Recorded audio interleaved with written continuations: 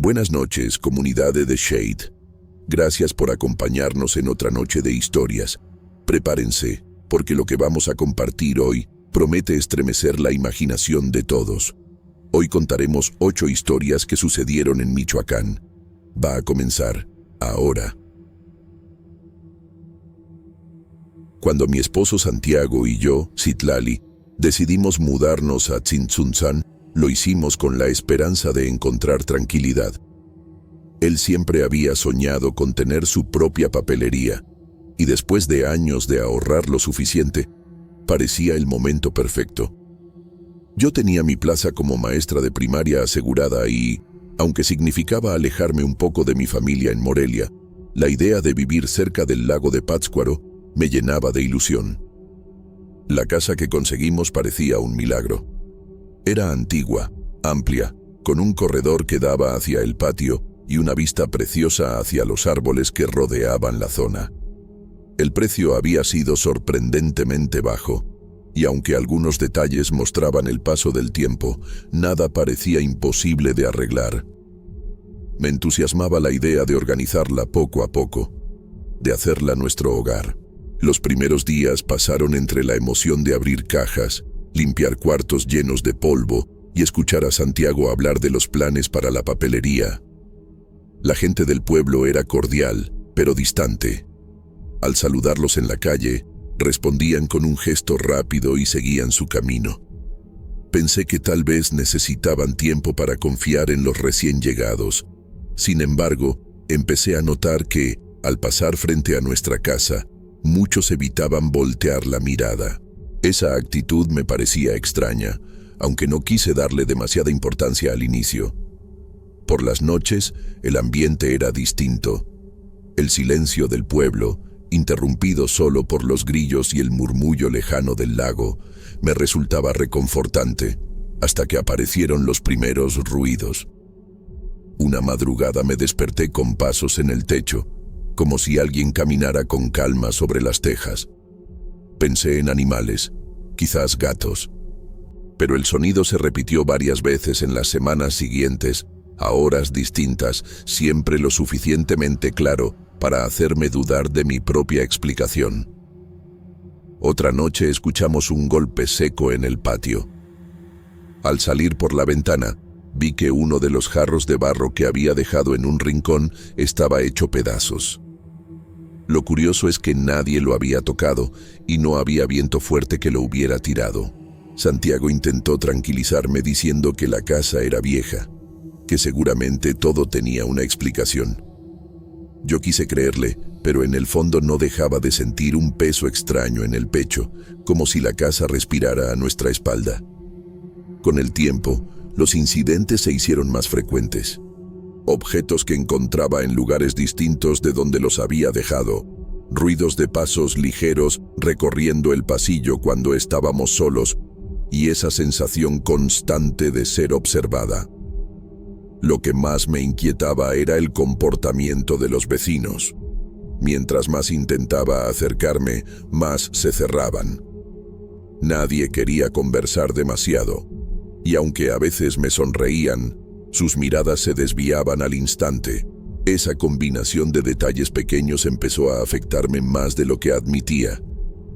Me descubrí nerviosa al caer la noche, revisando puertas y ventanas 2 y 3 veces, escuchando con atención cada sonido, cada crujido de la madera. Aunque intentaba mantener la calma para no preocupar a Santiago, dentro de mí crecía la certeza de que algo en esa casa no estaba bien, como si guardara una historia que prefería mantenerse en silencio. Con el paso de los meses, el ambiente en la casa se volvió cada vez más pesado. Al principio eran solo los ruidos, pero pronto comenzaron a llegar los sueños. Me despertaba empapada en sudor, con la imagen clara de hombres y mujeres purépechas alrededor de una fogata.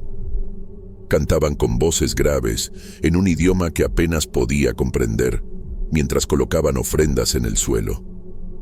A veces eran flores y figuras de barro, otras eran animales, y en más de una ocasión sentí que lo que depositaban eran cuerpos humanos. Lo más inquietante era la sensación de que sus miradas me buscaban, como si yo no fuera una simple espectadora, sino parte del ritual. Durante el día trataba de distraerme con mis clases. Los niños me daban un respiro con su energía y sus risas, pero apenas cruzaba la puerta de la casa, volvía a sentir ese nudo en el estómago. Santiago, por su parte, empezó a enfermarse. Primero parecía una gripe ligera, pero pronto su cuerpo empezó a debilitarse. Tenía fiebre, cansancio extremo y dolores que no podía explicar. Lo llevamos al médico del pueblo y después a uno en Pátzcuaro, pero ninguno logró dar un diagnóstico claro. Todos decían que no había razón suficiente para su estado, y sin embargo, yo lo veía apagarse poco a poco. La papelería, que había sido su sueño, se convirtió en una carga. Yo intentaba atenderla en mis ratos libres, pero con la escuela y los cuidados que él necesitaba, me resultaba imposible. Fue entonces cuando mi tía Berenice vino a ayudarnos. Ella tomó las riendas de la tienda durante las mañanas para que yo pudiera seguir trabajando en la primaria. Gracias a ella, al menos el negocio no se vino abajo del todo. Pero ni su apoyo ni mis esfuerzos lograban romper el círculo. Santiago seguía empeorando y yo seguía soñando con aquellos rituales. Cada vez que cerraba los ojos, veía los rostros pintados, los cuerpos inclinados en reverencia y el fuego iluminando la oscuridad. Me despertaba con el corazón acelerado, convencida de que las mismas voces de mis sueños murmuraban en algún rincón de la casa. Un día, mientras limpiaba el patio, descubrí algo que me dejó helada. Entre la tierra y los pedazos de cerámica vieja, encontré grabadas unas inscripciones. Al principio pensé que eran simples rayas, pero al retirar la tierra con cuidado, aparecieron palabras en castellano antiguo mezcladas con símbolos que no reconocía. Una de las frases estaba clara: que esta casa nunca sea habitada de nuevo. Sentí que la sangre se me enfriaba. Esa tarde me quedé largo rato observando aquellas marcas, tratando de entender quién las había escrito y por qué. De pronto, todo lo que había estado ocurriendo empezó a tomar un sentido que no quería aceptar. Los ruidos, los sueños, la enfermedad de Santiago, el silencio de los vecinos, todo parecía encajar en un mensaje que me advertía que no debíamos estar ahí. Hoy mi esposo sigue internado en el hospital. Yo me divido entre la escuela, la tienda y las visitas para verlo. Mi tía Berenice sigue apoyándome, pero aún así la carga es enorme. Muchas noches pienso en dejar la casa y empezar de nuevo en otro lugar, pero sé que por ahora no es posible. Los sueños no han cesado. Siguen apareciendo, como si los rituales de aquellos hombres y mujeres estuvieran grabados no solo en mi mente, sino en las paredes mismas de esta casa que nunca quiso ser habitada.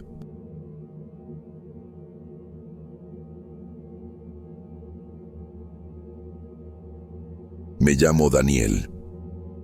Mi vida en Morelia, Michoacán, siempre había tenido un ritmo marcado por las calles de cantera rosa, los atardeceres frente a la catedral y las caminatas entre plazas y jardines llenos de historia. Como estudiante de arquitectura, mis días transcurrían entre planos, maquetas y lecturas interminables. Había semanas en las que apenas dormía, atrapado entre entregas y proyectos que parecían no tener fin. Aún así, encontraba momentos de calma cuando salía con mi cámara a recorrer el centro histórico. Fotografiar las fachadas coloniales y los detalles de piedra me ayudaba a respirar en medio del caos de la carrera. Ese semestre me habían encargado un trabajo fotográfico sobre esculturas y elementos ornamentales. La idea era capturar la esencia de la arquitectura a través de los rostros tallados, los santos de cantera, los ángeles gastados por el tiempo. Me entusiasmé al inicio, porque significaba salir de la rutina de los libros y ponerme a observar la ciudad desde otro ángulo. Pasaba las tardes caminando por patios escondidos, capillas antiguas y jardines casi olvidados. Cada imagen era para mí como un pedazo de historia atrapado en la memoria de la piedra. Fue en uno de esos recorridos que llegué a un pequeño patio cercano a un convento. No era un lugar concurrido, más bien parecía ignorado por la mayoría. Ahí, en medio de un rincón sombrío, había una estatua de piedra que me llamó la atención. No destacaba por su tamaño ni por sus formas, pero tenía un aire extraño, como si no perteneciera del todo al espacio. Saqué varias fotos desde distintos ángulos y seguí con mi recorrido. No pensé más en ello hasta que, días después, revisando las imágenes en la pensión, noté algo que me hizo detenerme. En la primera fotografía, la figura parecía mirar al frente, con la expresión rígida típica de las esculturas coloniales. En la segunda, el rostro daba la impresión de estar ligeramente girado hacia la cámara. En la tercera, la sensación era aún más clara. Los ojos parecían buscarme directamente. Pensé que debía ser cuestión de perspectiva, tal vez el juego de sombras o el ángulo desde el cual había disparado la cámara. Me repetí que estaba cansado, que llevaba noches sin dormir bien y que mi mente exageraba detalles sin importancia. Sin embargo, no pude evitar sentir un nudo en el estómago. Al mostrar las fotos a un compañero de clase, comentó en tono ligero que la estatua parecía tener los ojos vivos, como si quisiera decir algo. Me reí nervioso, pero esa observación se me quedó grabada. Cada vez que volvía al patio para tomar más imágenes, notaba una incomodidad difícil de explicar. El aire parecía más frío, y por momentos tenía la impresión de que la sombra de la estatua se extendía más de lo que debía, como si la luz evitara tocarla de lleno. Con el paso de los días, esa inquietud empezó a acompañarme también en la pensión. A pesar de estar rodeado por la rutina diaria, los vendedores de tamales en la esquina, las risas de los niños jugando fútbol en la plaza cercana, las oraciones de Doña Rosario en el patio interior, había noches en las que me costaba dormir. Me despertaba con el corazón acelerado, convencido de que alguien me observaba desde un rincón de la habitación. Intentaba atribuirlo al estrés, al exceso de café, a la presión constante de la carrera, pero una parte de mí sabía que algo no estaba bien. La última noche antes de entregar el avance del proyecto, soñé que el sonido de una piedra arrastrándose llenaba mi cuarto. Desperté sudando, con la sensación de que la estatua me acompañaba, aunque estuviera a varios metros de distancia en aquel patio olvidado. Traté de convencerme de que todo era producto de mi mente agotada. Pero ese malestar quedó instalado en mí como una sombra que no quería soltarme. Nunca olvidaré la sensación de despertar esa madrugada. El cuarto estaba oscuro, apenas iluminado por la luz que se filtraba de la calle.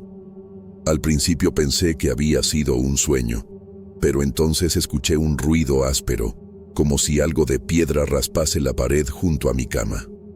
Mi corazón se aceleró y me quedé inmóvil, intentando no respirar demasiado fuerte, como si el sonido pudiera percibirme.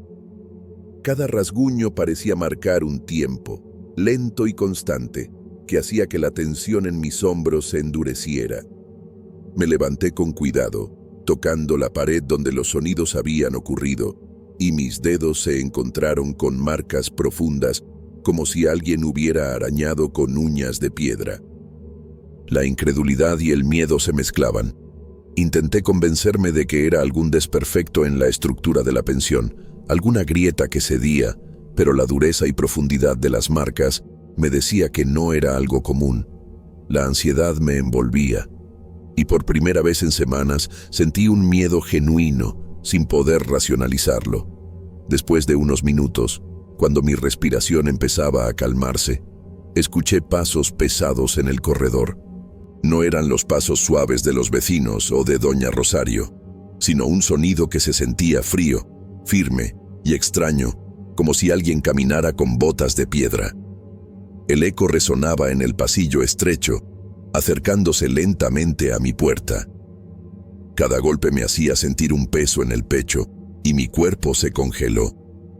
La mente trataba de buscar explicaciones lógicas, pero no encontraba ninguna que encajara con lo que mis oídos percibían.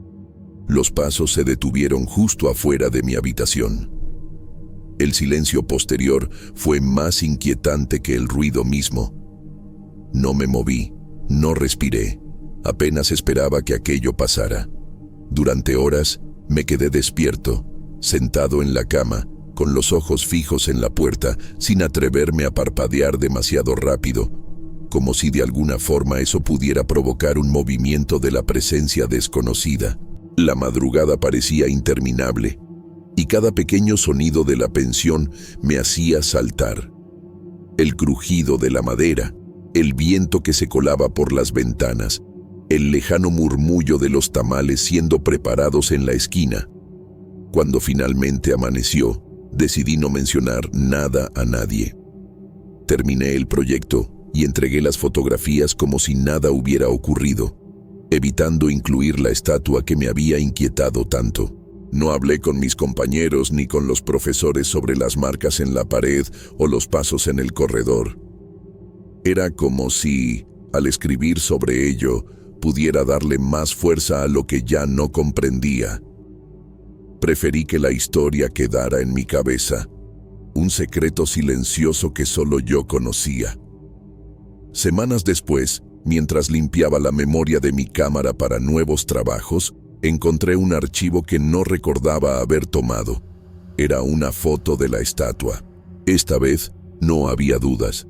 Estaba mirando directamente hacia la cámara, con una mirada que parecía penetrar en mi interior. Sus ojos de piedra tenían un detalle que antes no había notado. Parecía que algo vivía detrás de ellos, una presencia que no debía estar allí. Sentí un escalofrío que me recorrió la espalda de arriba abajo, y por un instante tuve la certeza de que había llevado conmigo la mirada de la estatua durante todo ese tiempo, aunque no hubiera vuelto a aquel patio. Desde entonces, evitar mirar fijamente cualquier escultura colonial en Morelia se volvió un hábito casi involuntario. La sensación de ser observado, aunque sutil, permanecía conmigo. A veces, al caminar por plazas o jardines, juraría ver un movimiento de piedra en la esquina de la mirada, un parpadeo que mi mente racional no puede explicar. La fotografía de la estatua sigue guardada en mi cámara, sola y silenciosa, recordándome que hay cosas en la ciudad que no pertenecen al mundo de lo cotidiano, y que algunas miradas, aunque talladas en piedra, pueden encontrarte incluso cuando crees que estás seguro.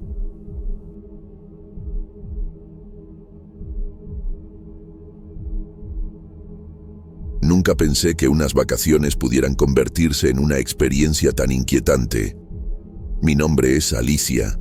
Tenía 19 años y me dirigía al rancho de mis abuelos, Don Malto y Doña Soledad, en las afueras de Zamora, con la ilusión de pasar un par de semanas lejos del bullicio de la ciudad. Al llegar, el calor del verano me recibió como un abrazo pesado. El sol caía sobre los campos de maíz, iluminando las flores silvestres y el polvo que flotaba en el aire. La casa de madera y adobe, con ventanas que crujían con el viento, olía a leña quemada y tierra húmeda, un olor que me resultaba extrañamente acogedor y al mismo tiempo un poco melancólico. Los primeros días transcurrieron con normalidad. Me levantaba temprano con el canto de los pájaros, ayudaba a Doña Soledad a preparar corundas y tamales y observaba a Don Malto cuidar la tierra. Todo parecía rutinario, familiar, hasta que llegó la segunda noche. Esa noche, mientras intentaba dormir, un ruido me despertó abruptamente. Al principio pensé que eran mis nervios o algún animal del exterior, pero el sonido se repitió. Pasos firmes en el establo. El problema era que el establo llevaba años vacío. Los caballos que mis abuelos habían tenido se habían vendido hacía mucho tiempo. Aún así, escuchaba relinchos bajos, acompañados del golpeteo de cascos sobre la tierra. Me quedé inmóvil en la oscuridad, sintiendo cómo un nudo de miedo se formaba en mi estómago. Intenté convencerme de que era la imaginación, que el viento jugaba con los sonidos, pero cada vez que parecía calmarme, los pasos volvían a sonar más cerca, más reales. De pronto, el viento cambió y con él llegó un olor intenso y nauseabundo a carne podrida. Mi estómago se cerró de golpe y tuve que contener las ganas de vomitar. El olor no venía de la cocina, ni de ningún alimento. Parecía provenir del exterior, de la zona cercana al establo. Esa sensación de repulsión mezclada con miedo me hizo temblar. Por la mañana, le mencioné a mis abuelos lo que había sentido, pero don Malto y doña Soledad solo comentaron que el viento a veces trae olores extraños de la región y no profundizaron más. Esa respuesta me dejó más inquieta que antes. La falta de explicación me hizo sentir que algo en el rancho estaba fuera de lugar, algo que no debía ser perturbado. Durante el día, intenté distraerme. Caminé entre los campos de maíz, observando cómo las hojas se mecían suavemente con la brisa y cómo la luz del sol iluminaba cada rincón del rancho. Pero cada vez que el viento cambiaba, un escalofrío recorría mi espalda. Sentía como si alguien me estuviera observando desde la distancia, aunque no hubiera nadie. Esa mezcla de belleza natural y sensación de amenaza constante hacía que mi corazón latiera con rapidez, y no podía evitar preguntarme qué secretos antiguos guardaba ese lugar. A medida que pasaban las noches, la inquietud se intensificaba. Dormía con la luz encendida, con el oído atento a cualquier sonido extraño, y evitaba acercarme al establo, aunque mi curiosidad me empujara a hacerlo. Todo parecía normal durante el día, pero la noche traía consigo un aire de misterio y peligro que no podía explicar. Fue entonces cuando comprendí que, aunque el rancho perteneciera a mis abuelos, algo más, algo antiguo y oscuro, todavía habitaba ese lugar. Las noches siguientes no mejoraron. Cada vez que cerraba los ojos, el recuerdo de los pasos en el establo y el olor nauseabundo regresaba con fuerza. Una tarde, mientras me preparaba para dormir, decidí asomarme por la ventana que daba al milaral. La luz de la luna iluminaba los tallos de maíz y proyectaba sombras largas que se movían con el viento. Fue entonces cuando la vi, una figura con un sombrero ancho, caminando lentamente entre las plantas. No corría ni se escondía, simplemente avanzaba, con movimientos lentos, como si observara cada rincón del rancho. Mi respiración se volvió pesada y mi corazón golpeaba con fuerza en el pecho. Sentí un frío que subía desde los pies hasta la nuca y mis manos se enfriaron al punto de temblar. Quise convencerme de que era algún vecino o un animal con una silueta extraña, pero algo en la manera en que se movía me decía que no pertenecía a este mundo. La figura desapareció entre los maizales después de unos minutos, dejándome paralizada. No dormí bien esa noche. Cada crujido de la casa y cada soplo de viento me hacían recordar su presencia. Al día siguiente, mi curiosidad pudo más que el miedo. Decidí acercarme al establo y revisar detrás de él. La tierra estaba removida en algunos lugares, como si alguien hubiera cavado hace mucho tiempo. Con cuidado, retiré un poco de tierra y lo que encontré me heló la sangre, huesos enterrados parcialmente cubiertos por tierra seca. Mi estómago se revolvió y sentí una náusea profunda, mezclada con un miedo inexplicable. Cada hueso parecía contar una historia de violencia y sufrimiento. No podía apartar la mirada, pero al mismo tiempo sentía que si lo hacía, algo terrible podría ocurrir. Esa tarde le comenté a mis abuelos lo que había encontrado, esperando alguna explicación que me tranquilizara. Don Malto y doña Soledad mostraron expresiones de pesar, pero no dijeron mucho. Finalmente, me contaron que el rancho había pertenecido hace muchos años a un caudillo conocido por su crueldad, y que esos huesos eran antiguos. Solo añadieron que los enterrarían adecuadamente y que no debía preocuparme más. No dieron detalles sobre la identidad de las víctimas ni sobre cuándo habían muerto. Esa falta de información aumentó mi inquietud. Pero al menos, mis abuelos se encargaron de aquello. Después de ese día, supe que nunca volvería a ver el rancho de la misma manera. Cada rincón parecía guardar un secreto oscuro, y aunque mis abuelos lo cuidaran y protegieran, yo no podía dejar de sentir que algo antiguo y violento seguía flotando en el aire. Durante las noches siguientes, no pude dormir tranquila. Los recuerdos de la figura en el milaral y los huesos encontrados seguían presentes en mi mente. Finalmente, decidí que no volvería a pasar vacaciones allí. La experiencia me dejó marcada. Comprendí que algunos lugares parecen tranquilos a simple vista, pero cargan historias que el tiempo no ha logrado enterrar por completo. Aún hoy, cuando cierro los ojos, puedo sentir el olor que traía el viento y la presencia silenciosa que parecía observarme desde los maizales. El miedo y el respeto hacia aquel rancho se quedaron conmigo, recordándome que ciertas historias no se deben desenterrar y que algunos secretos deben permanecer ocultos.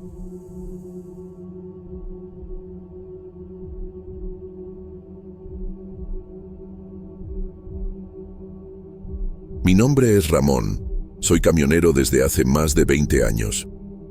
He visto de todo en la carretera, pero nada se compara con lo que viví esa noche. La madrugada era fría y silenciosa, y yo manejaba mi camión por la carretera de Apatzingán hacia Buenavista, con la mente ocupada en las preocupaciones por mis hijos, Marcia y Diogo, que ya dormían en casa. La música ranchera sonaba de fondo, pero el cansancio me hacía sentir que cada kilómetro se estiraba infinitamente. La carretera estaba desierta, iluminada solo por los faros y algunos postes amarillos que aparecían de vez en cuando, creando sombras largas a los lados del camino. Fue entonces cuando la vi, una mujer de vestido blanco al borde del camino. Al principio pensé que era alguien pidiendo aventón, pero había algo extraño en su postura, en la manera en que el vestido se movía con el viento, sucio y desgastado. Mi primer impulso fue ignorarla y seguir manejando, pero algo en el aire me hizo sentir que debía mirarla. Y ahí estaba, en el retrovisor, como si me siguiera, inmóvil, mirándome directamente sin parpadear.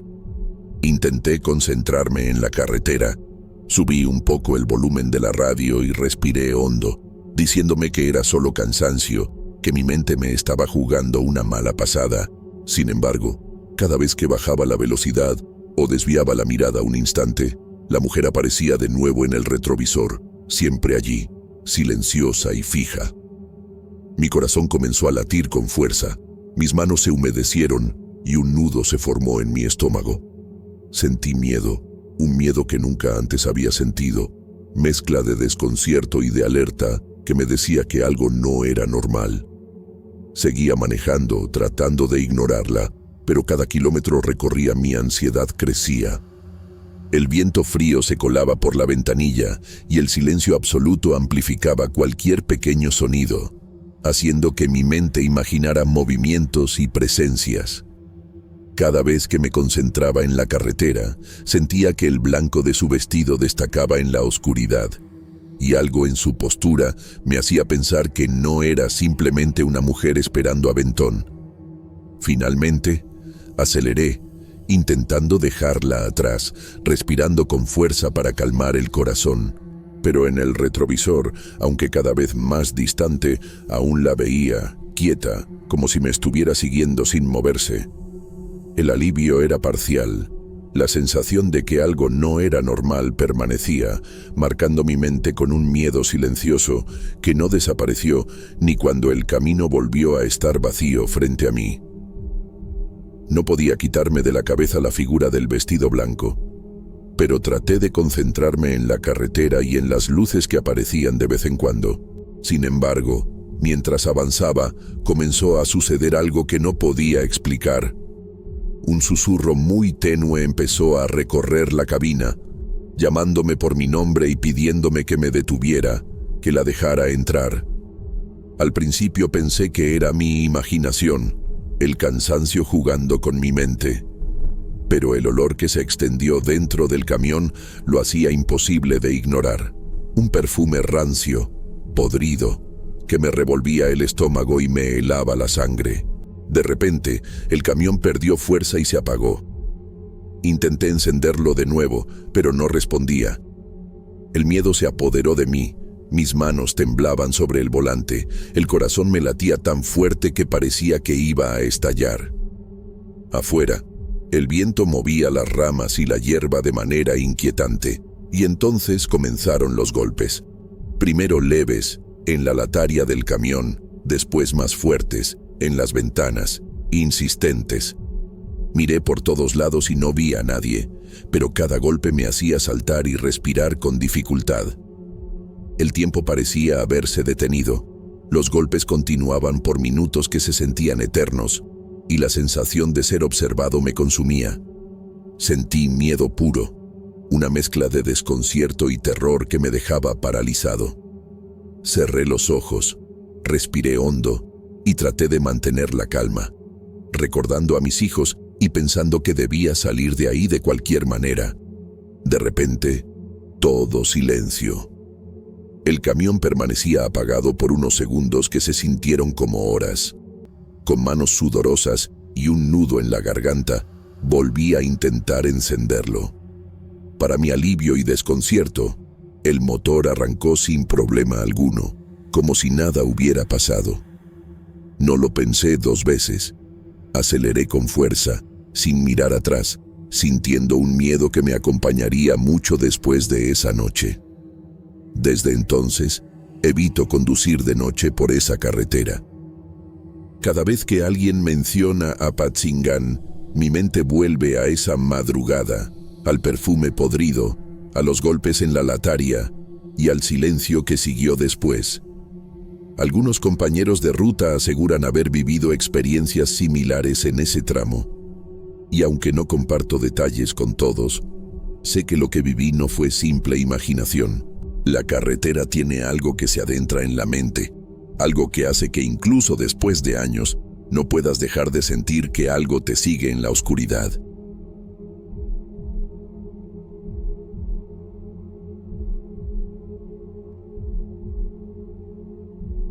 Me llamo Iván, tengo 19 años y estudio turismo. Desde niño me ha gustado explorar la naturaleza y el bosque de Zitácuaro, en Michoacán, siempre me llamó la atención por su densidad y belleza, aunque también por las historias que la gente del pueblo contaba sobre lugares misteriosos y rituales antiguos. Una tarde decidí caminar solo por una ruta poco conocida, llevando mi mochila con lo básico: linterna principal, linterna de repuesto, agua, algo de comida y mi cámara. Pensaba que sería un paseo tranquilo, una forma de desconectarme y tomar fotos de la flora. Al principio, todo parecía normal. Los árboles altos filtraban la luz del sol y el aire olía a tierra húmeda y hojas secas. El canto de los pájaros y el murmullo del viento me acompañaban, y sentía la calma habitual que me da estar solo en el bosque. Pero a medida que avanzaba, empecé a escuchar algo que no esperaba: un ritmo de tambores a lo lejos. Al principio pensé que era algún grupo local tocando en la comunidad cercana, quizá un festival o reunión, pero el sonido no desaparecía y parecía acercarse y alejarse, mezclándose con el viento entre los árboles. Sentí un pequeño escalofrío recorrer mi espalda, aunque intenté convencerme de que era natural. Mientras seguía el sendero, noté algo extraño en los troncos de los árboles.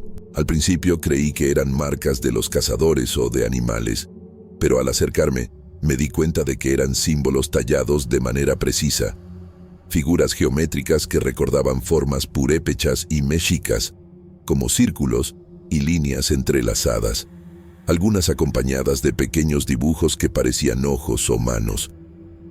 Me agaché para fotografiarlos, tratando de mantener la calma, pero un peso extraño en el pecho me hacía sentir que no debía estar allí. El bosque se sentía más silencioso. El canto de los pájaros había desaparecido por completo y el viento apenas movía las hojas. Todo parecía absorber los sonidos de mi propio paso. Sentí miedo por primera vez en horas, un miedo sutil pero constante, que no me dejaba avanzar con la tranquilidad que tenía al inicio. Cada tronco y cada sombra me hacían dudar si debía continuar o regresar. Sin embargo, la curiosidad me impulsaba. Quería entender quién podía haber hecho esos símbolos, por qué, y si todavía había alguien cerca. Empecé a anotar mentalmente cada detalle, cada marca y cada sensación, tratando de mantenerme racional. Pero mi corazón latía con fuerza y mis manos temblaban levemente. A medida que me internaba más en el bosque, el sonido de los tambores se volvió más intenso, aunque seguía sin ver a nadie. Era un ritmo profundo, constante, que parecía marcar el pulso del lugar mismo. El miedo y la fascinación se mezclaban dentro de mí. Sabía que las historias que contaban en el pueblo podían ser exageradas, pero algo dentro de mí me decía que estaba entrando en un territorio que no comprendía. Un lugar donde las reglas de lo cotidiano parecían desvanecerse. Cada paso que daba, cada crujido de las hojas bajo mis botas, me recordaba que estaba completamente solo, a merced del bosque y de aquello que lo habitaba. La noche cayó más rápido de lo que esperaba, y el bosque, que durante el día se sentía vivo y lleno de matices verdes, se transformó en un lugar casi impenetrable. Encendí mi linterna principal, pero la luz parecía débil, temblando con cada movimiento. Revisé la batería y todo estaba en orden, pero no importaba. La linterna se apagó de repente. Intenté encender mi linterna de repuesto y sucedió lo mismo, como si la oscuridad misma consumiera la luz que intentaba proyectar. Un escalofrío recorrió mi cuerpo y me obligó a detenerme. Por un instante, todo quedó en silencio absoluto, salvo por el susurro del viento entre las hojas y el golpe ocasional de una rama caída. Empecé a retroceder, confiando en que podría regresar por el camino por el que vine, pero rápidamente comprendí que me había perdido. Las referencias que tenía de la tarde parecían irreconocibles. Los símbolos en los árboles, que antes me habían intrigado, ahora me parecían advertencias. Cada sombra que se movía a la distancia me hacía sobresaltar. Sentía que algo me seguía, aunque cada vez que giraba, no veía nada. Mis sentidos se agudizaron, y cada sonido, por mínimo que fuera, me hacía detenerme y escuchar con atención. Mi corazón latía con fuerza, y una mezcla de miedo y adrenalina me mantenía en alerta máxima. Con el frío que calaba mis huesos y la ansiedad que no me dejaba avanzar, decidí instalarme en una pequeña clareira que encontré entre los árboles más densos. No tenía más opción que esperar la noche, tratando de mantener la calma. Armé un pequeño campamento improvisado, colocando mi mochila cerca, aunque sentía que el aire mismo estaba cargado de algo extraño. Cada vez que parpadeaba, creía ver movimientos fugaces entre los troncos, como sombras que se deslizaban con rapidez y desaparecían cuando intentaba enfocarlas. La sensación de ser observado se volvió constante, y cada crujido, cada suspiro del bosque, se amplificaba en mi mente. Intenté registrar todo mentalmente, describiendo cada detalle para no perder la cordura. Sentía una mezcla de fascinación y terror. Quería entender lo que estaba pasando, pero a la vez deseaba que todo fuera normal y pudiera salir de ahí sin consecuencias. Las horas pasaron lentamente. Los tambores que había escuchado durante el día se convirtieron en un ritmo distante, casi imposible de identificar, pero siempre presente. El miedo empezó a mezclarse con la desesperación. Sabía que no podía quedarme quieto por mucho tiempo, pero tampoco podía avanzar sin riesgo. Me acosté en la pequeña clareira, tratando de mantenerme en silencio absoluto, agazapado en la sombra que ofrecía la vegetación baja. El frío calaba mis manos y mis pies, y la oscuridad parecía abrazar todo mi cuerpo. Cada vez que intentaba cerrar los ojos, sentía que algo se acercaba, pero no podía confirmar si era real o solo mi mente jugando trucos por el cansancio y el miedo. Esa noche fue larga y pesada, y cada instante me recordaba que estaba completamente solo en un bosque que parecía tener vida propia, y que algo que no comprendía me rodeaba, observando cada movimiento. Nunca había sentido tanto miedo en toda mi vida. La noche se volvió todavía más oscura, y la quietud del bosque se rompía únicamente por el sonido lejano de los tambores y los crujidos de las ramas bajo mis pies. Traté de mantenerme agazapado, respirando despacio, pero cada movimiento de las sombras a mi alrededor hacía que mi corazón se acelerara. Fue entonces cuando lo vi. Una fila de figuras encapuchadas emergiendo de entre los árboles, caminando lentamente hacia la clareira donde me encontraba. Sus pasos eran silenciosos, pero el ritmo que marcaban parecía resonar con los tambores que había oído desde la tarde. No podía moverme, no podía gritar. El miedo me paralizó y me quedé completamente inmóvil, mezclándome con la oscuridad. Las figuras avanzaban con calma y pude notar que cada una portaba lo que parecía ser un pequeño objeto brillante que reflejaba apenas la luz de la luna. Su presencia era tangible, una mezcla de solemnidad y algo perturbador que no podía comprender. Todo en mi interior me decía que debía desaparecer, pero cualquier movimiento podría delatármelo. Sentí un nudo en el estómago y un frío intenso que me recorrió hasta los huesos. La procesión cruzó la clareira, lenta y ordenada, y yo permanecí escondido, observando cada detalle sin atreverme a respirar. No había palabras, no había rastro de interacción, solo la sensación de estar presenciando algo que no estaba destinado a ver. Mi mente intentaba racionalizar. Rituales antiguos, grupos locales, fantasía de la noche, pero ninguna explicación se sentía suficiente. El tiempo parecía detenerse mientras las figuras se alejaban, desapareciendo entre los árboles, y cuando finalmente dejaron de verse, sentí como si el bosque entero hubiera exhalado un suspiro silencioso. El miedo continuaba, pero con los primeros indicios del amanecer, logré incorporarme y comenzar a caminar siguiendo instintivamente lo que recordaba del camino de regreso.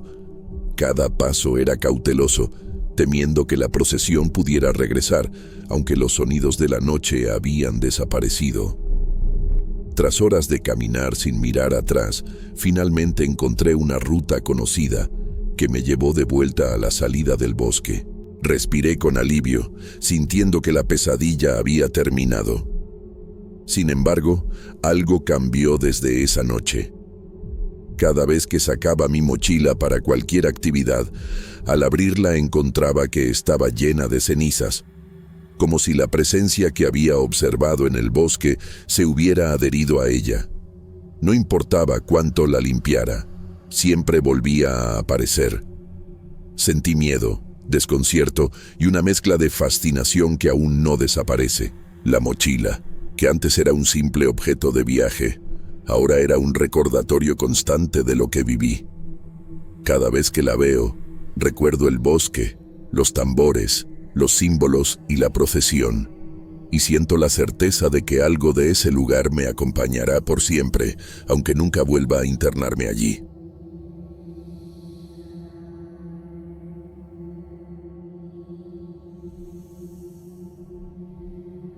Vivo cerca del río Balsas desde hace años, en una casita de madera que mi madre me dejó. Es un lugar humilde, con paredes de adobe, el techo de lámina y un pequeño patio que desciende suavemente hasta la orilla. Me llamo Cristina. Mi hija, Paloma, tiene 9 años y es mi compañía constante. Trabajo cosiendo para los vecinos y vendiendo dulces caseros, alegrías de amaranto, palanquetas, lo que pueda preparar para juntar algo extra. Es una vida dura, pero hemos aprendido a vivir con lo que tenemos. Una tarde, Mientras Paloma jugaba con sus muñecas en el patio, escuché un llanto leve que venía de la orilla del río. Al principio pensé que era algún niño del pueblo vecino, pero el sonido era demasiado distante y silencioso, casi como un susurro arrastrado por el viento. Me acerqué a la ventana y miré hacia el río. La corriente reflejaba la luz de la luna y todo parecía tranquilo, pero los llantos continuaban, suaves y constantes, y algo en ellos me hizo sentir un escalofrío recorriendo mi espalda. No dije nada a Paloma. Mi instinto me decía que debía vigilarla más de cerca. Cerré la puerta principal y revisé que todo estuviera en orden. Al amanecer, descubrí unas huellas húmedas en el barro del patio. Eran pequeñas, apenas del tamaño de Paloma, y parecían venir de la orilla del río hasta la puerta de mi casa. Mi corazón se aceleró. Nadie había visitado nuestra casa durante la noche. Paloma se mantuvo cerca de mí todo el día, jugando en silencio y evitando mirar hacia la puerta. Durante esos días, cada sonido del río me ponía nerviosa. El rumor del agua, el viento moviendo los árboles, el crujido de la madera de la casa. Todo parecía más intenso, más inquietante. Comencé a sentir que no estaba sola, que algo invisible nos observaba desde la orilla. Cada vez que escuchaba el llanto distante, un miedo silencioso me atrapaba, mezclado con la necesidad de proteger a Paloma de lo que fuera que estuviera allí afuera. Intenté racionalizarlo, pensando que quizás eran animales o algún vecino jugando bromas. Pero las huellas en el barro, húmedas y frescas, me hacían dudar de cualquier explicación lógica. Esa sensación de vulnerabilidad no me abandonaba, y cada noche, antes de dormir, revisaba que Paloma estuviera a salvo en su cama, mientras yo me quedaba en vela, escuchando el río y los susurros de algo que no podía comprender del todo. Era una mezcla de miedo y responsabilidad, un sentimiento pesado que me recordaba que todo podía cambiar en un instante. Lo que comenzó como un simple llanto lejano estaba empezando a transformarse en una presencia que llenaba cada rincón de nuestra casa y cada pensamiento mío. No podía evitar imaginar lo peor y, al mismo tiempo, no podía dejar de mirar hacia la ventana, esperando no ver lo que mi mente ya temía. Las noches comenzaron a volverse interminables. Cada vez que cerraba los ojos, los sueños me arrastraban hacia el río. Veía a una niña pequeña siendo arrastrada por la corriente, y yo corría, desesperada, tratando de alcanzarla, pero siempre quedaba atrapada en la orilla, sin poder tocarla. Me despertaba con el corazón desbocado, la piel húmeda por el sudor, y la sensación de que algo de esos sueños se filtraba en la realidad. Paloma empezó a enfermar. Primero fue un resfriado, después la fiebre subió sin aviso, con escalofríos y temblores que la hacían encogerse sobre sí misma. Me preocupé tanto que no podía concentrarme en mis costuras ni en preparar los dulces. La observaba dormir, con la frente caliente y la respiración agitada, sintiendo cómo mi miedo se mezclaba con impotencia. Cada vez que la veía cerrar los ojos, me imaginaba que la corriente del río la atrapaba en mis sueños, y esa imagen me perseguía incluso despierta. La rutina diaria se volvió un tormento. Cada sonido del río me hacía temblar. El agua golpeando las piedras, el susurro del viento entre los árboles, incluso el chapoteo de algún pez me recordaba los llantos de la noche. Paloma se volvió retraída. Ya no quería acercarse al patio y evitaba mirar hacia la orilla. A veces la encontraba acurrucada junto a mí, temblando, y me decía con sus gestos que tenía miedo de que algo viniera por ella, que no quería volver a escuchar los llantos. Intenté buscar explicaciones racionales, llevándola con la enfermera del pueblo, dándole medicinas, asegurándome de que comiera bien. Todo parecía insuficiente. Cada noche, mis sueños se repetían, y cada mañana encontraba huellas húmedas en el barro, nuevas, como si alguien hubiera estado observándonos. La sensación de amenaza se volvía más tangible, más cercana, y yo sentía que no había un momento de descanso ni para mí ni para Paloma. El miedo se instaló en nuestra casa. Cada puerta cerrada, cada ventana revisada, cada dulce preparado y cada costura hecha estaban marcados por la ansiedad de lo que podía pasar. Mi mente oscilaba entre lo racional y lo irracional, tratando de proteger a mi hija de algo que ni siquiera podía nombrar, pero que sentía acechándonos en la corriente silenciosa del Balsas. A veces, mientras la observaba dormir, recordaba los llantos de aquella primera noche y las huellas que habían llegado hasta nuestra puerta. Todo parecía señalar que el río, que siempre había sido parte de nuestra vida, ahora guardaba un secreto oscuro que comenzaba a cobrar presencia en nuestra realidad. Y yo, sola, con el miedo clavado en el pecho, solo podía aferrarme a Paloma y esperar que el próximo amanecer nos encontrara juntas y a salvo. Una tarde, después de un día abrasador, decidí que era momento de dejar que Paloma jugara un poco en el patio.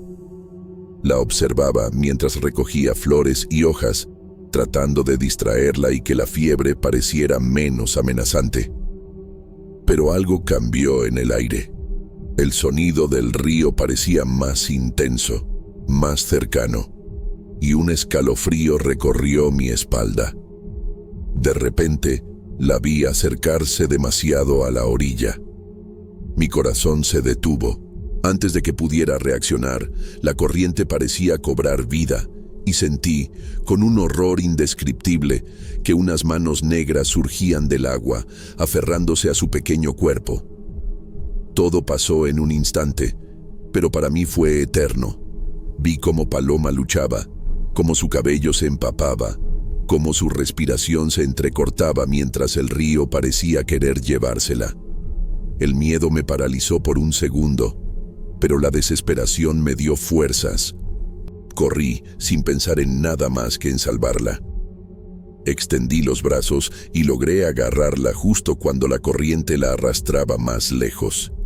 Tiré de ella con todas mis fuerzas, sintiendo el agua helada que golpeaba mis piernas y la fuerza de algo invisible que parecía querer impedirlo.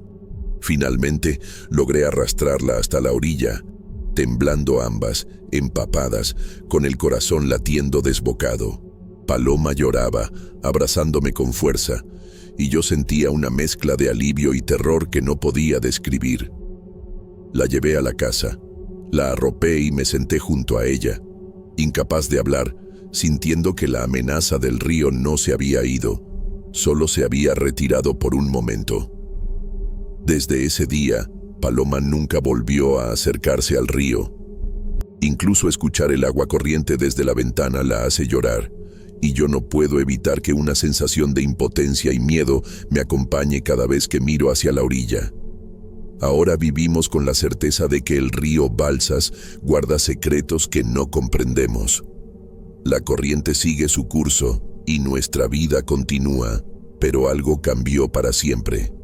Paloma perdió la inocencia de su relación con el río, y yo aprendí que hay lugares que pueden ser hermosos y peligrosos al mismo tiempo, y que como madre, algunas veces solo queda aferrarse, proteger y esperar que lo inexplicable nos deje seguir adelante. Cada vez que cierro los ojos, escucho la corriente y un recuerdo del llanto lejano y de las manos negras me hace estremecer. No quiero volver a acercarme, pero sé que el río siempre estará allí, implacable, silencioso, observándonos desde la orilla.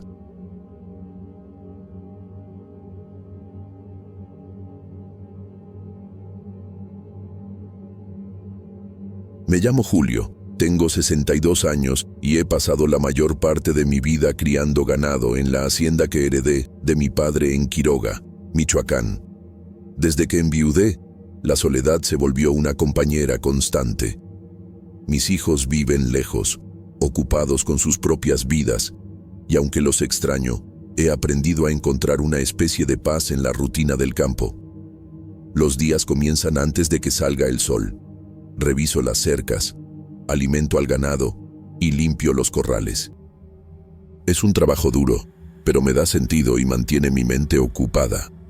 Mi hacienda es extensa, con pastos verdes que se extienden hasta donde alcanza la vista, algunas colinas cubiertas de pinos y un río pequeño que atraviesa el terreno. La casa principal es sencilla, con techos altos de madera y paredes blancas que alguna vez brillaron con el sol, pero que ahora muestran grietas del tiempo y la humedad. A veces siento que los muros guardan recuerdos de los que vivieron aquí antes que yo, y eso me reconforta y me inquieta al mismo tiempo. Todo era tranquilo hasta hace unos meses. Empezó con pequeños signos que al principio quise ignorar. Algunos animales no comían bien, se quedaban aislados en un rincón del corral, con los ojos apagados y la respiración entrecortada. Pensé que era solo una enfermedad común, quizá un resfriado de los que atacan en temporadas húmedas. Pero pronto se convirtió en algo más serio. El número de animales enfermos creció rápido, y ninguno respondía a los cuidados habituales. Mateo y Sebastián, mis empleados, también se preocuparon. Mateo, que ha trabajado conmigo desde hace años, mencionó historias antiguas de la región, de espíritus que rondan los campos y presagian desgracias. Pero yo traté de mantener la calma, convencido de que era solo mala suerte. Lo que realmente empezó a inquietarme fueron los corvos. Al principio, aparecían solo de vez en cuando, sobrevolando los pastos, pero pronto se volvieron constantes. Descansaban en los árboles alrededor del corral, observando a los animales enfermos con un silencio inquietante. Incluso cuando los ahuyentaba, regresaban al rato, como si vigilaran cada movimiento que hacía. Nunca antes había visto algo así en mi hacienda. La sensación de ser observado comenzó a acompañarme incluso dentro de la casa. A veces me detengo frente al corral y me pregunto qué está pasando. La rutina que antes me daba paz, ahora se siente extraña, cargada de tensión. Cada sombra que se mueve entre los pinos me hace girar la cabeza, y los silencios de la noche se vuelven más densos, casi palpables. Mateo y Sebastián hablan entre ellos sobre supersticiones y antiguos rumores de la región, pero yo intento concentrarme en lo que puedo controlar: el cuidado del ganado y la limpieza de los establos. Sin embargo, hay noches en que, al escuchar los pasos de los animales que aún se mantienen de pie, siento un vacío que no había conocido antes. Es como si la hacienda misma estuviera respirando diferente, más pesada, y yo me doy cuenta de que algo ha cambiado, algo que no puedo explicar ni con experiencia ni con lógica. No sé cuánto tiempo podré seguir manteniendo la calma. Cada día que pasa, la preocupación crece y la tranquilidad que antes sentía se va desvaneciendo. Ya no es solo la enfermedad de los animales, hay algo más, una presencia silenciosa que parece rondar entre los pastos y el corral, esperando, observando. Y así comenzó todo. Lo que creí que sería solo un mal momento en la hacienda, se estaba convirtiendo en algo mucho más profundo. Algo que pronto me haría cuestionar todo lo que creía saber sobre este lugar que he llamado hogar toda mi vida. Con el paso de los días, las cosas se volvieron cada vez más extrañas. Ya no era solo la enfermedad de los animales ni la constante presencia de los corvos. Ahora había sonidos que me helaban la sangre. Por las noches, cuando el corral estaba vacío, escuchaba el arrastrar de cadenas sobre la tierra, un crujido seco que parecía provenir de algún lugar entre los establos y los pastos. Al principio creí que era algún animal grande o incluso Mateo moviendo los pesados cercos, pero ambos estaban en la casa y Sebastián se encontraba durmiendo en su cuarto. Intenté ignorarlo, convencido de que mi mente estaba jugando trucos por la tensión, pero los sonidos se repetían, cada vez más claros y cercanos. A veces se mezclaban con pasos pesados y un leve roce de tela, como si alguien caminara entre los animales, aunque no había nadie a la vista. La oscuridad de la hacienda parecía cambiar cuando caía la noche. Los pastos se volvían densos, las sombras más largas y todo parecía más silencioso, excepto por esos ruidos que no podía explicar. Lo más perturbador fue descubrir que los animales que habíamos sacrificado no se mantenían como debían. La carne comenzaba a pudrirse en cuestión de horas. Al principio pensé que era calor o alguna bacteria desconocida, pero incluso en las noches frías, los cuerpos se descomponían de manera anormal. El olor se volvía insoportable, y ver a Mateo y Sebastián cubrirse la nariz con pañuelos mientras miraban los restos me llenaba de un miedo que no podía nombrar. Mateo empezó a sugerir remedios antiguos, hierbas, oraciones y rituales que los antiguos del pueblo utilizaban para proteger al ganado de males invisibles. Sebastián, más escéptico, cuestionaba todo con lógica, pero su voz temblaba cuando hablábamos de los sonidos nocturnos y la carne que se descomponía sin explicación. Yo mismo sentía una mezcla de incredulidad y miedo. Nunca había creído en supersticiones, pero lo que sucedía en la hacienda desafiaba cualquier explicación racional. Además, algo se movía entre los árboles que rodean el corral. A veces distinguía una sombra que se desplazaba con lentitud, apenas perceptible entre la neblina, y sentía una mirada fija sobre mí. Intenté convencerme de que eran los corvos, la luz de la luna o incluso la imaginación, pero el escalofrío persistía. Cada noche dormía con un ojo abierto, escuchando cualquier sonido y revisando el perímetro de la hacienda antes de acostarme. Mi corazón se tensaba cada vez que encontraba rastros en la tierra. Huellas que no pertenecían ni a animales ni a nosotros. Parecían pequeñas pisadas humanas, pero demasiado ligeras, como si la presencia que las había dejado flotara sobre la tierra, sin tocarla por completo. Mateo mencionaba que quizá era algún espíritu de la hacienda, algo que se alimentaba del ganado enfermo. Pero yo quería creer que aún había una explicación natural. Sin embargo, había algo innegable.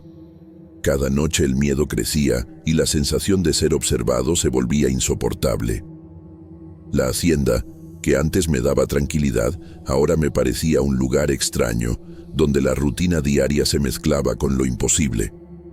Sabía que lo que estaba sucediendo no se detendría por sí solo, y un presentimiento oscuro me decía que lo peor estaba por venir.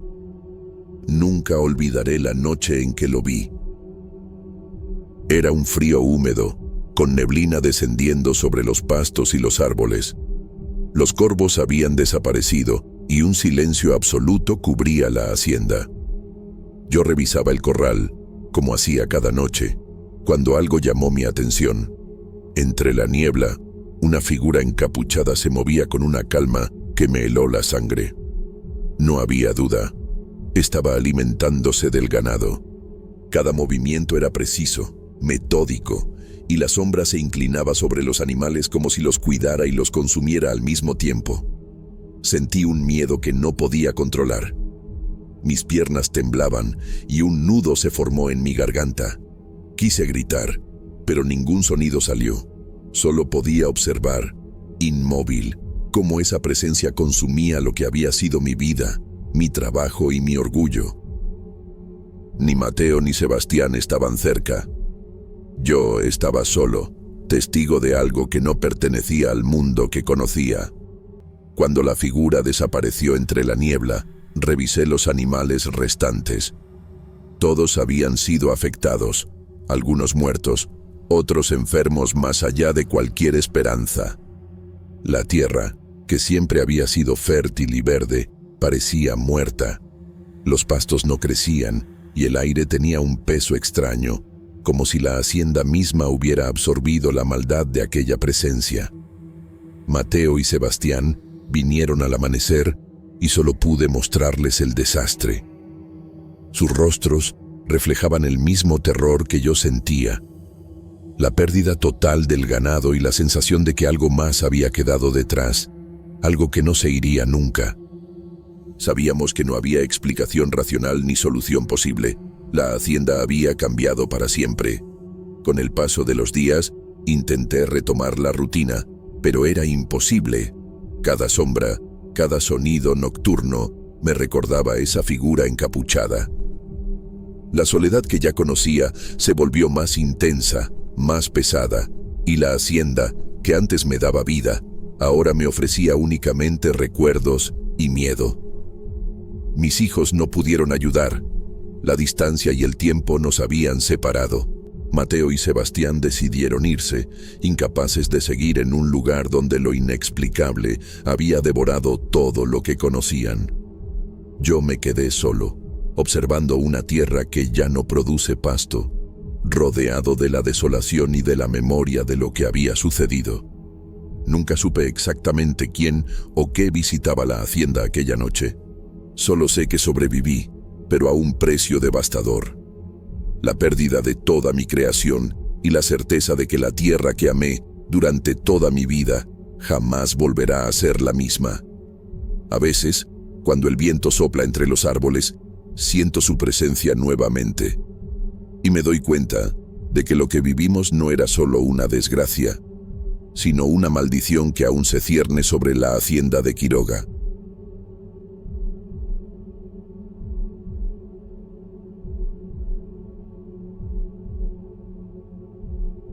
El viaje a los azufres comenzó como una simple escapada para explorar las aguas termales de la región, pero rápidamente se transformó en algo que todavía me cuesta comprender.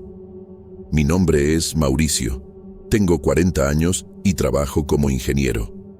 Junto con mis colegas Eduardo y Miguel, decidimos tomar unos días libres para alejarnos de la rutina y conocer los paisajes volcánicos de Michoacán. Llegamos al pueblo al final de la tarde, cuando la luz del sol teñía de dorado los pinos y el aire fresco empezaba a descender por las laderas. La cabaña que habíamos alquilado estaba un poco apartada, rodeada por pequeñas fumarolas que exhalaban un olor fuerte a azufre.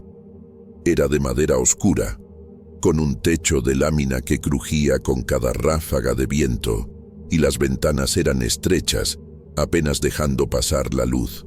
A primera vista, parecía un refugio ideal para descansar tras la larga caminata, aunque la penetrante fragancia del azufre me incomodaba ligeramente.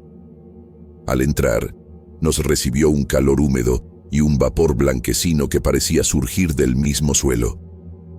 Al principio pensamos que era parte del ambiente natural, pero pronto sentimos una somnolencia intensa y repentina.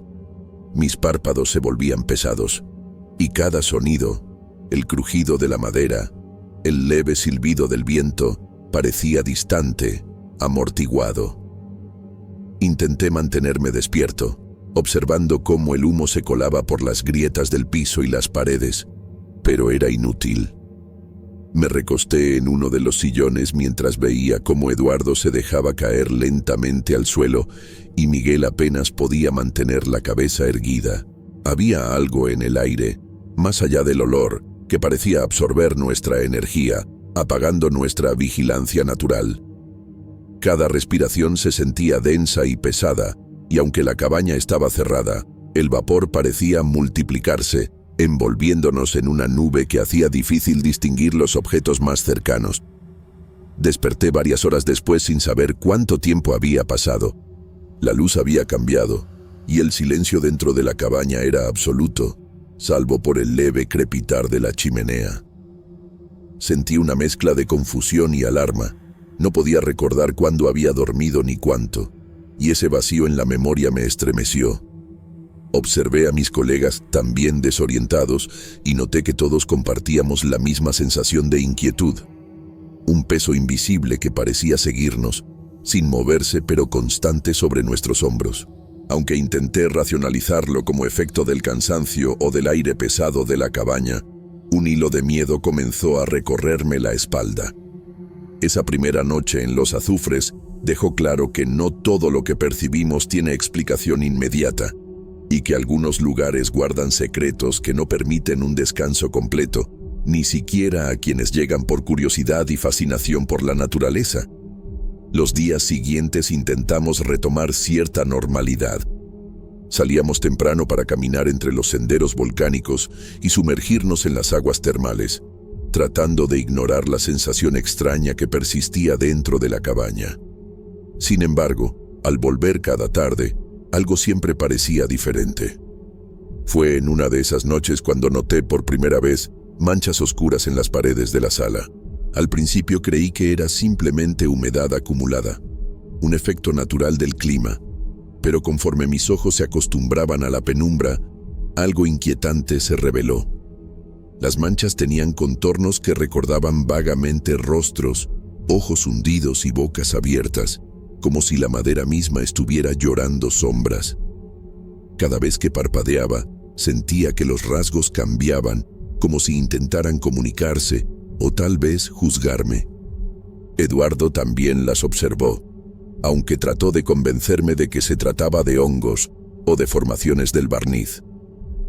Miguel, por su parte, comenzó a caminar con cautela alrededor de la cabaña, evitando mirar directamente a las paredes, pero su tensión era evidente. Incluso sus bromas habituales se volvían forzadas y cortas.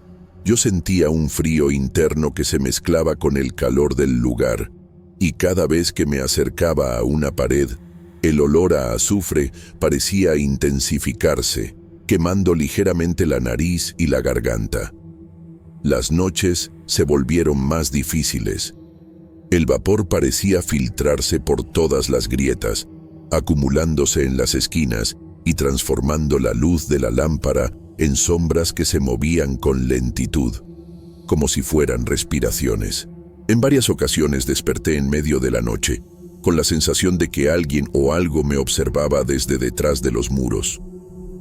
Intenté ignorarlo, diciéndome que era solo imaginación, pero la ansiedad crecía, lenta y constante, hasta hacerse casi física. La presión en el pecho, los hombros tensos y un hormigueo extraño en la nuca. Un día, mientras revisaba la cabaña con una linterna, percibí que una de las manchas parecía mirarme fijamente, como si un par de ojos dentro de la madera estuvieran siguiendo cada uno de mis movimientos. Retrocedí, con el corazón latiendo rápido, y sentí que la cabaña misma vibraba ligeramente, como si respirara. Eduardo trató de distraernos preparando la comida y comentando sobre las leyendas locales de espíritus que emergen del vapor, pero yo no podía quitarme de la cabeza la imagen de los rostros derretidos y la sensación de ser observado. Cada día que pasaba, la cabaña dejaba de sentirse como un refugio y se convertía en un lugar cargado de una presencia silenciosa y opresiva. La combinación del vapor, los rostros en las paredes y nuestra somnolencia creciente empezaba a minar nuestra confianza, y aunque intentábamos mantener el ánimo, todos compartíamos un mismo miedo latente que nos mantenía alerta, incluso mientras nos obligábamos a descansar.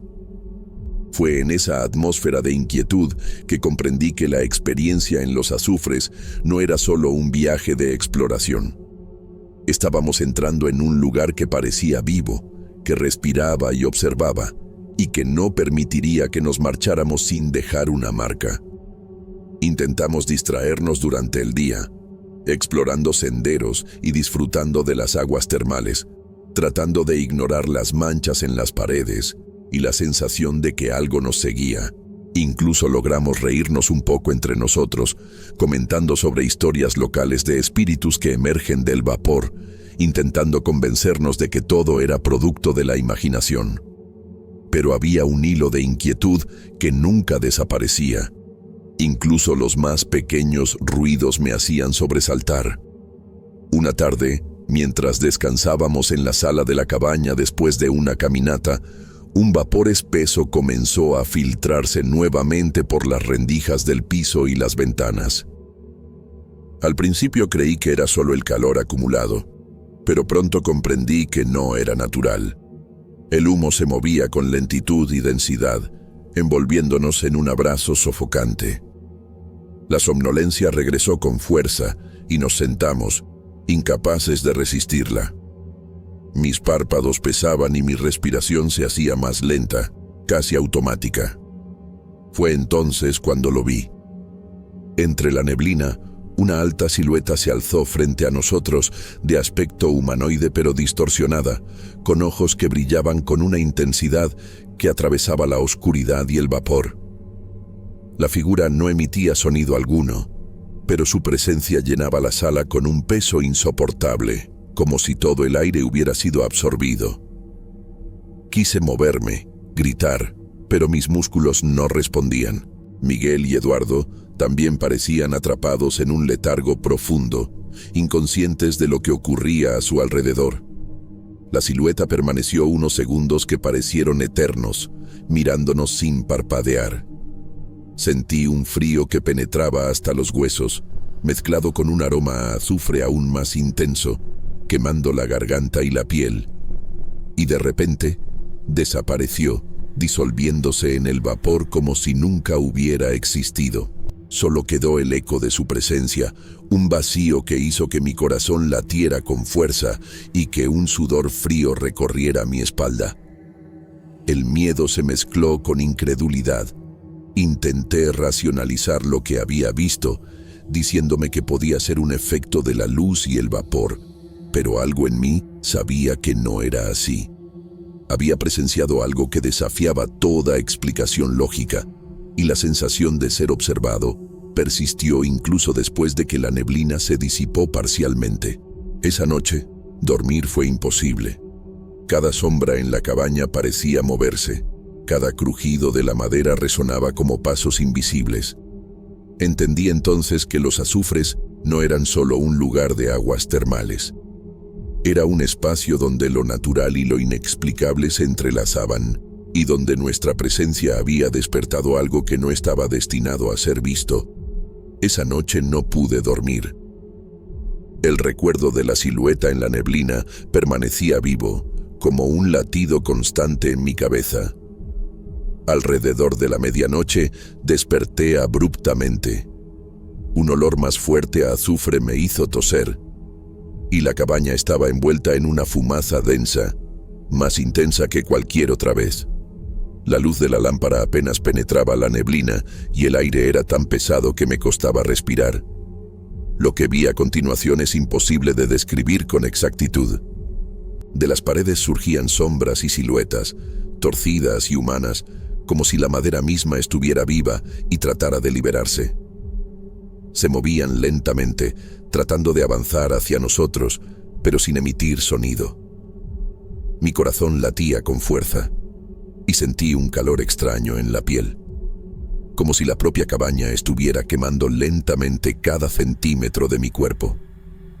Cada inhalación olía a azufre y a algo más indefinible, algo antiguo y profundo, que parecía querer quedarse conmigo. Intenté incorporarme, pero mis piernas apenas respondían. Cada movimiento era un esfuerzo que parecía drenar toda mi energía. La cabeza me daba vueltas con fuerza y un zumbido intenso llenaba mis oídos, como si el aire mismo vibrara con una presión invisible. Mi respiración se aceleraba, pero el humo denso dificultaba cada inhalación, haciendo que los pulmones ardieran con cada intento de oxígeno. Miré a mi alrededor y vi a Eduardo y Miguel cerca de mí, semidespiertos, sus rostros pálidos y tensos, los músculos rígidos como si el aire pesado los hubiera paralizado. Parecían atrapados en un estado entre el sueño y la vigilia, incapaces de reaccionar, y la impotencia me golpeó con fuerza.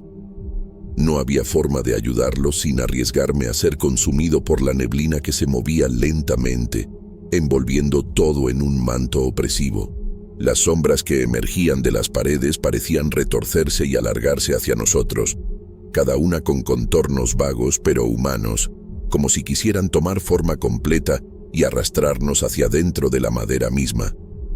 Sentí un frío intenso mezclado con un calor extraño, una sensación de quemadura que se extendía por mi espalda y brazos, mientras el olor a azufre impregnaba mis fosas nasales y mi garganta, quemando cada bocanada de aire. El miedo era absoluto, un terror que se clavaba en cada fibra de mi cuerpo, paralizándome casi por completo.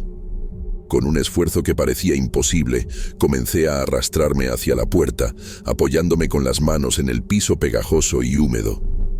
Cada centímetro recorrido era un triunfo sobre la parálisis. Cada respiración dolía, pero la perspectiva de escapar me daba un hilo de fuerza que no sabía que poseía. Afuera, el aire fresco del bosque me golpeó como un alivio milagroso, frío y limpio, disipando por primera vez la densidad opresiva que nos había cercado. Mientras me incorporaba, vi a Eduardo y Miguel tambalearse fuera de la cabaña, con los ojos abiertos y llenos de terror, los cuerpos cubiertos de marcas rojizas que seguían el contorno de la piel, evidencia de lo que el humo y las sombras les habían dejado. Yo mismo sentí la intensidad de las heridas. La piel de mis brazos y hombros ardía, cubierta por manchas amarillentas y rojizas, como si el azufre hubiera grabado su memoria en mi cuerpo. Cada marca parecía contar la historia de la noche, un recordatorio físico de algo que había trascendido lo natural y lo comprensible, algo que nos había tocado y nos había dejado con cicatrices que no desaparecerían jamás. El bosque alrededor parecía silencioso, pero el recuerdo de lo que había dentro de la cabaña permanecía vivo, pulsando en cada latido, y supe que nunca podríamos olvidar completamente lo que habíamos enfrentado.